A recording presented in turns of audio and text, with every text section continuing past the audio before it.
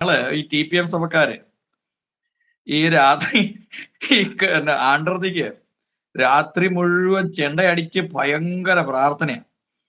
അപ്പം ഈ ഒരു വർഷം കഴിയുമ്പോഴത്തേക്ക് ഒരു കാല് മുമ്പോട്ട് വെച്ച് നമ്മൾ അതിനെ സ്വീകരിക്കുക. അപ്പം ഈ പ്രധാനമായിട്ട് എന്ന് പറഞ്ഞ ഈ ആണ്ടവസാനത്തിന് നല്ല ഭക്ഷണമുണ്ട്. പൊത്തിറച്ചിയും വാഴക്കായും ഇവിടെ കുറച്ചുള്ള ഭക്ഷണമുണ്ട്.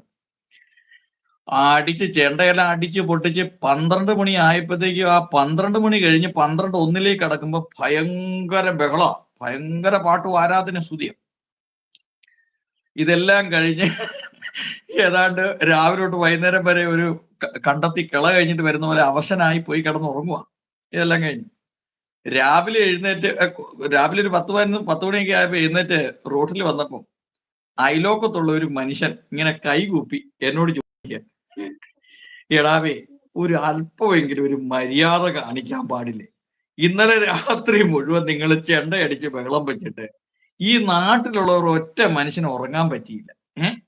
ഞാൻ കൈകൂപ്പി നിങ്ങളോട് ചോദിക്കുകയാണ്, എടാവേ ഇത്രയും വലിയ ദ്രോഹം ഞങ്ങളോട് നിങ്ങൾ ചെയ്യരുത്. നിങ്ങൾ പ്രാർത്ഥിച്ചു, കുഴപ്പമില്ല, പക്ഷെ ഇത്രയും വലിയൊരു ഇന്നലെ പാസ്റ്ററുടെ കൂടെ വന്ന ബാബു ജോർജ് ഇല്ലേ, ഒരു ബിഷപ്പ്, ഇന്നലെ അദ്ദേഹം നേരത്തെ പാസ്റ്ററായിരുന്നു ഈ പെന്തക്കോസ്ത് റാന്നിയില്. അപ്പം അവരുടെ സഭയിലൊരു പാതിരാ കുർബാനയ്ക്ക് എന്നെ വിളിച്ചായിരുന്നു ഈ ആണ്ടവസാന പ്രാർത്ഥനയ്ക്ക്. അപ്പം ഞാനവിടെ പോയി. അപ്പം അവിടെ ഇതുപോലെ ഉണ്ട് ഈ സ്റ്റെപ്പ് വെക്കുന്നത്. അപ്പം ലൈറ്റ് അങ്ങോട്ട് ഓഫ് ചെയ്യുന്നു, ഒരു 11:59 ലൈറ്റ് ഓഫ് ചെയ്യുന്നു, എല്ലാവരും ഒരു ചുവട് മുന്നോട്ട് വെക്കുന്നു, ലൈറ്റ് ഓൺ ചെയ്യുന്നു. ഇതാണ് പരിപാടി. എല്ലാവർക്കും നേരത്തെ പറഞ്ഞിങ്ങനെ എല്ലാവരും ലൈനായിട്ട് നിൽക്കുകയാണ്. അപ്പൊ ഏറ്റവും മുമ്പ് ഇപ്പൊ ഞങ്ങളൊക്കെ സ്റ്റേജിൽ നിൽപ്പുണ്ട്. ഏറ്റവും മുമ്പ് ഒരു പാവപ്പെട്ടവന് ഒരു ഡബിൾ മുണ്ടൊക്കെ കൊടുത്ത് നിൽക്കുകയാണ്. അപ്പൊ മുന്നോട്ട് ഒരു സ്റ്റെപ്പ് വെക്കുന്ന ഈ പുള്ളിക്ക് പെട്ടെന്ന് മുന്നോട്ട് സ്റ്റെപ്പ് വെക്കാൻ പറ്റിയില്ല. ഇയാളുടെ പുറകെ നിൽക്കുന്ന ലൈൻ മുന്നോട്ട് സ്റ്റെപ്പ് വെച്ചു. അപ്പൊ പുറകെ നിൽക്കുന്നവൻ ചവിട്ടി പിടിച്ചത് ഇയാളുടെ മുണ്ടല്ല. അപ്പൊ ഇയാൾ മുന്നോട്ട് സ്റ്റെപ്പ് വെച്ചപ്പോൾ ഈ മുണ്ട് അങ്ങ് ഊരിപ്പോയി. അപ്പോഴേക്ക് ലൈറ്റ് ഇടുകയും ചെയ്തു. നൂലൊന്നുമില്ലാതെ ഇയാൾ ഏറ്റവും ഫ്രണ്ട്. ഞാൻ പറഞ്ഞു നല്ല പുതുവത്സര കാഴ്ചയായിരുന്നു. ആ മുന്നോട്ട് സ്റ്റെപ്പ് വെക്കുന്ന ഓർത്തു. ഞാൻ ആ കാര്യം ഓർത്ത്. ഇതിന്റെ ഇടയ്ക്ക് പബ്ലിക് മനസ്സിലാക്കേണ്ട ഒരു വലിയ കാര്യം എന്ന് പറഞ്ഞാലേ, ഞാൻ സഭാചരിത്രം പഠിക്കുകയും പഠിപ്പിക്കുകയും ചെയ്യുന്ന ആളാണ്. കാരണം ഇപ്പൊ ഏതാണ്ട് 52 ക്ലാസ്സുകളായി. ഞാൻ നാട്ടിൽ പോയതുകൊണ്ടാണത് ഇടയ്ക്ക് ഡിസ്കണ്ടിന്യൂ ആയിപ്പോയത്. അതും ഞാൻ പഠിപ്പിക്കുന്നത് ബ്രദറൻ സഭയുടെ എഴുത്തുകാരനായ JC ദേവ് എഴുതിയ പുസ്തകത്തിൽ നിന്നും പിന്നെ മാർത്തോമാ സഭയിലെ ഒരു വൈദികൻ എഴുതിയ പുസ്തകത്തിൽ നിന്നൊക്കെയാണ് പഠിപ്പിക്കുന്നത്.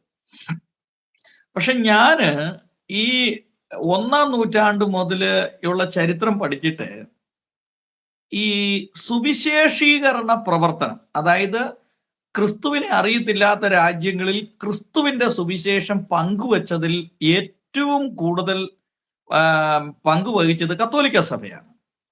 അതോടൊപ്പം പിന്നെ മറ്റിതര യാക്കോബ ഓർത്തഡോക്സ് ഇതുപോലുള്ള സഭകളാണ്. ഞാന് വളരെ സത്യസന്ധമായി പറഞ്ഞാൽ ലോക സുവിശേഷീകരണത്തിന് പെന്തക്കോസ്തുകാർക്ക് ഈ പറയുന്നത് പോലെയുള്ള പങ്കാളിത്തം ഇല്ല.